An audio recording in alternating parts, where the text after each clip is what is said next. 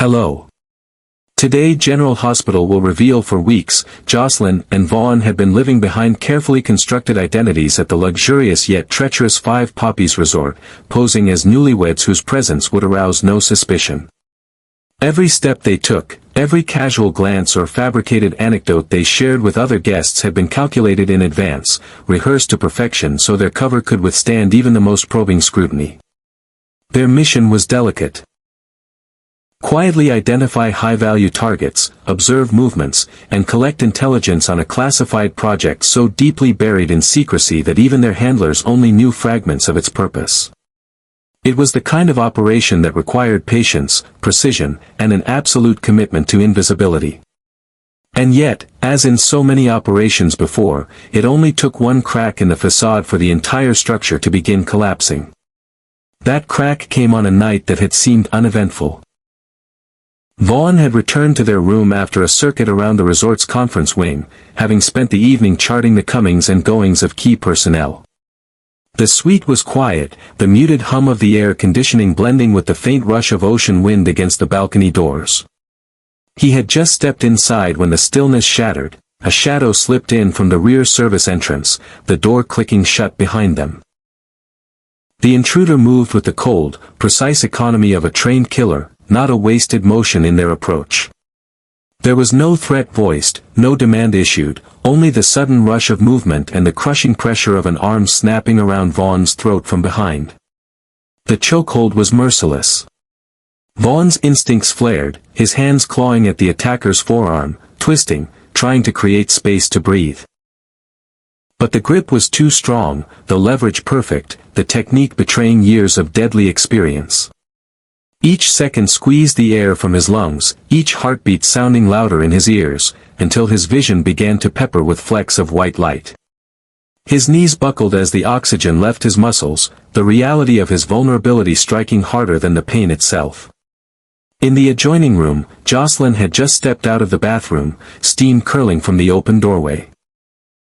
What she saw froze her for half a second, the man she had been tasked to protect, locked in a death struggle, seconds from blackout. There was no time for warning, no room for hesitation. She moved in one fluid motion, reaching into her handbag for the compact pistol she had kept within arm's reach since the start of the assignment. The moment the weapon cleared leather, she raised it and fired. The shot cracked through the confined air of the suite, deafening and final. The bullet tore into the attacker's shoulder, jerking his body sideways and breaking his stranglehold on Vaughn. Blood bloomed through the dark fabric of the intruder's shirt, but adrenaline kept him moving. He staggered, pivoting toward the window, and with a desperate surge, launched himself through the open frame into the night beyond. By the time Jocelyn reached the glass, weapon still trained, he was gone, swallowed by the darkness outside. Behind her, Vaughn collapsed to the floor, sucking in deep, ragged breaths, his hands clutching at his throat as if to confirm he could still draw air. The two locked eyes in a moment of silent understanding. This was no random act of violence. Someone knew exactly who they were, where they were, and what they were doing. Their cover had been compromised. The report reached Brennan within hours. On the surface, he absorbed the information without visible reaction, his expression an unreadable mask. But beneath that composure, fury was building, cold, precise, and dangerous. This was more than a professional failure. Jocelyn's involvement made it personal. The idea that Carly Spencer's daughter had been seconds from death under his watch was intolerable.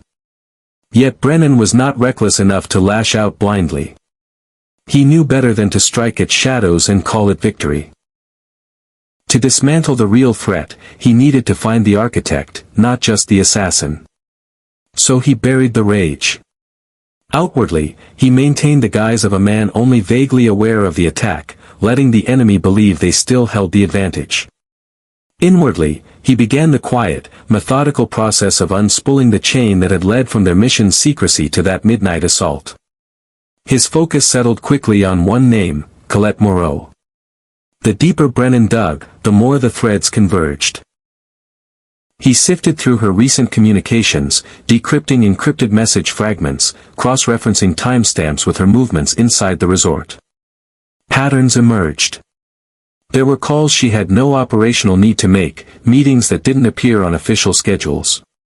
And then came the proof, an intercepted exchange with Pascal, a trusted yet morally fluid contact in the shadows of the intelligence underworld. The messages were damning. Precise coordinates of Jocelyn and Vaughn's location, confirmation of their cover identities, and a chillingly brief directive to remove both assets immediately. Brennan didn't act on the discovery right away. Impulse would only tip his hand and drive her deeper underground. Instead, he let Colette believe her secret remained intact. He wanted her comfortable, confident, even arrogant, because that was when people slipped, and in slipping, they told you everything you needed to know. His plan was patient and deliberate, lure her into a corner so tight that the only way out would be through the truth, and when that moment came, ensure she had nowhere left to run. The opportunity came when Brennan carefully orchestrated a private meeting with Colette, choosing a location designed with the precision of a battlefield commander. It was an unassuming, windowless space in a disused wing of an old administrative building. Far enough from prying eyes that no one would stumble across it by accident, yet close enough to the city's heart that no one would suspect anything clandestine was happening there. Every possible exit was already neutralized, steel-reinforced doors were locked from the outside, and even the ventilation shafts were sealed off. The lighting was harsh and deliberate, casting long, unforgiving shadows that seemed to strip away any sense of safety. When Colette arrived, she walked in with her usual poise, her eyes scanning the room once before settling on Brennan.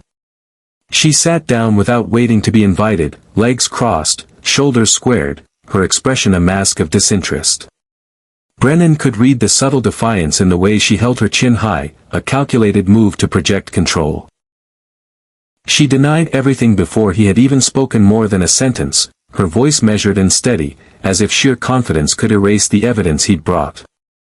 But Brennan wasn't here for immediate confessions, he was here to dismantle her armor piece by piece.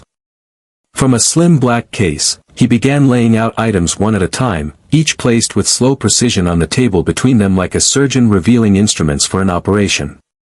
First came the audio recordings.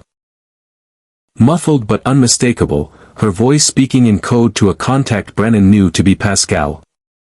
Colette didn't flinch at the sound of her own voice, but Brennan caught the minute tightening of her jaw.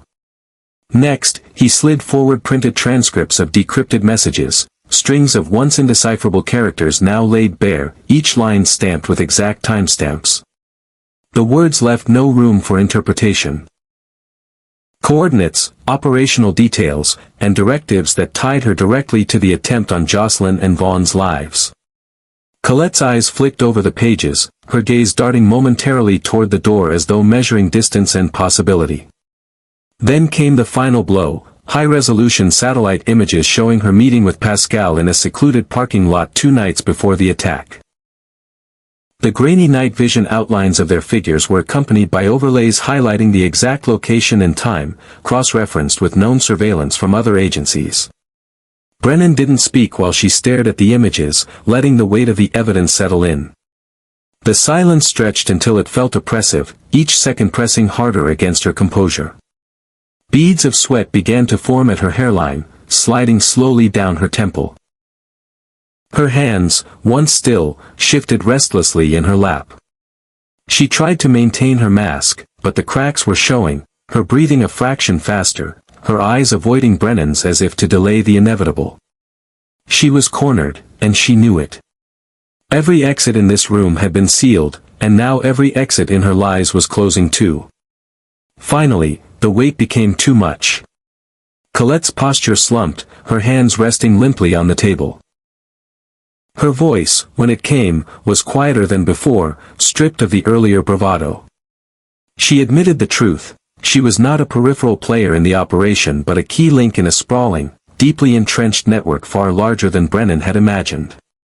She spoke of Dalton's research project, the mission that had drawn so much interest from intelligence circles. Not as an isolated scientific endeavor but as the front for a classified military program with the capacity for destruction on a global scale.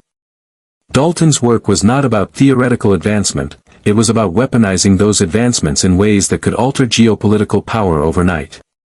Britt's name surfaced next, and with it, a revelation that reframed everything Brennan had assumed about her. Far from being a mere medical professional on the fringes, Britt was at the very heart of the operation, coordinating data security, supervising encrypted transfers, and personally overseeing the movement of classified materials between hidden facilities. Her role was indispensable, the kind that made her both an asset and a potential liability to the Shadow Network. But it was the last piece of information that made Brennan's pulse still for a moment. Colette described the man at the top.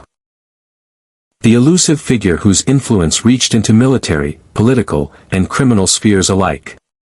No photographs existed, no official record bore his name, yet his orders shaped the course of events across continents. His power, Colette said, was beyond anything Brennan had likely encountered, a force that could dismantle entire governments or ignite wars without ever stepping into the light. He was not simply a figure in the background. He was the architect of the blood-soaked machinery Brennan had been circling for years without even realizing it.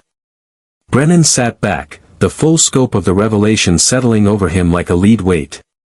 He had come into this meeting expecting to corner a traitor. Instead, he had stumbled onto the threshold of something far greater, and far more dangerous, than he had imagined possible.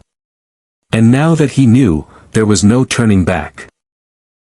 The instant the name escaped Colette's lips, Brennan felt an almost imperceptible tightening in his chest, a visceral recognition that what he had just heard was not merely another lead in a long chain of intel, but a seismic shift in the very foundation of the investigation. Years of operating in the darkest corners of global intelligence had trained him to expect deception, to anticipate the unexpected, to prepare for every conceivable contingency. Yet even with all of that experience, this revelation blindsided him. The name belonged to a figure so elusive that most considered him a myth, an orchestrator of conflicts, a manipulator of markets, a ghost whose fingerprints could be found on the aftermath of wars but never on the events themselves. Brennan had spent entire missions piecing together fragments of unrelated operations, never realizing they were threads leading back to the same hand. His mind sharpened instantly, dissecting the implications. Why Dalton? Of all the potential assets in the scientific community, Dalton was the least conspicuous, at least publicly. His published work was mundane enough to bore the academic world, yet somehow his private research was being guarded with the ferocity of a nuclear launch code. Why embed Britt so deeply? Her reputation was that of a competent, occasionally reckless medical professional, but Colette's confession reframed her entirely. Britt wasn't a tangential figure, she was the living conduit between the project's data and its logistical machinery. Every classified transfer, every secure courier, every encrypted channel seemed to run through her hands. And then there was the largest question of all, what was the ultimate goal? Was this a weapons program intended to give its holder unassailable dominance? A destabilization strategy to topple governments in surgical sequence? Or something even darker, a plan whose scope was too vast to fit neatly into Brennan's understanding of global conflict? Brennan kept his expression neutral, his features carved into the same impassive mask he'd worn since the meeting began. Not a flicker of the shock or the accelerating calculations in his mind escaped onto his face. He had long since learned that the moment an adversary sensed your emotional temperature, they began to adjust their game. He wasn't about to give Colette, or the shadow watching her, a single hint of his reaction. Instead, he nodded almost imperceptibly, as though she had confirmed something minor, and leaned back in his chair, projecting calm. Inwardly, however, he was making a decision: Colette would live. For now. He knew the value of a living thread in a tangled web. A dead operative could be silenced forever, but a live one, carefully monitored, strategically maneuvered, could lead straight to the heart of the network. Colette, terrified but still functional, might move in predictable patterns, contact handlers, or try to shore up her alliances. Any of those actions could expose the architecture of the operation and, if Brennan was patient, reveal the face of the man who had just become his primary target. But patience, it seemed, was a luxury his enemy had no intention of granting him. Only 3 days later, while Brennan was in the midst of assembling a second interrogation. This time with broader surveillance coverage, more detailed questions, and an expanded security cordon, an encrypted message arrived. The content was chillingly concise: asset compromised. Status, terminated. Details filtered in through back channels over the next several hours, each one stripping away another layer of possibility. There had been no struggle, no signs of forced entry, no evidence of a weapon discharged. The kill had been precise, clinical, almost ritualistic in its efficiency. Forensics had nothing to analyze because there was nothing left behind. No hair, no fibers, no fingerprints. The apartment she had been using was scrubbed down to the point of sterility, as though it had been professionally decontaminated. Even the digital traces of her existence were collapsing: bank accounts closed, comms servers wiped, safehouses emptied of all identifying material. And most disturbingly, her body was gone. Not hidden. Gone. To Brennan, the absence of a corpse spoke volumes. This wasn't just about silencing Colette, it was about erasing her from the board entirely, as though she had never existed in the first place. It was an act of control, a demonstration of reach, and a warning rolled into one. Whoever had ordered her death had not only anticipated Brennan's plan but had moved faster than he could mobilize his own people. They had preempted him, neutralized his asset, and delivered a very deliberate message: we are watching you. We can reach into your operations whenever we choose. And we will remove anything or anyone we decide is a threat. Brennan absorbed that message without flinching, but inside, something hard and cold locked into place. This was no longer an intelligence-gathering mission. It was a war, one fought in shadows so deep that only the smallest pinpricks of truth ever surfaced. Colette's death was a loss, yes, but it was also confirmation. She had been a single crack in the armor of a machine that spanned continents, controlled resources, and answered to no nation or law. That crack was sealed now, but Brennan knew there would be others. And when he found them, he would widen them, forcing light into the places his enemy thought untouchable. He began mentally redrawing the entire operation, stripping away the constraints of official channels and sanctioned methods. If his adversary was willing to remove Colette this efficiently, they would do the same to anyone else he turned. That meant speed and unpredictability would be his greatest advantages. The figure whose name had frozen him 3 days earlier was no longer just a high-value target, he was the center of the battlefield, the axis upon which the conflict would turn. And Brennan intended to break that axis, piece by piece, layer by layer. Until the unseen architect of this blood-soaked enterprise had nowhere left to hide. From that moment onward, Brennan's world no longer resembled the terrain he had walked for years. The familiar patterns of infiltration, intelligence gathering, and patient dismantling of hostile networks were gone. This was not a mission that could be defined by standard parameters or neatly archived when complete. The death of Colette.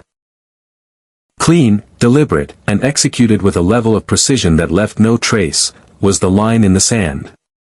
He was no longer the investigator, no longer the hunter quietly circling his prey. He was now a marked adversary in a conflict that would either end with his victory or his body disappearing as completely as hers.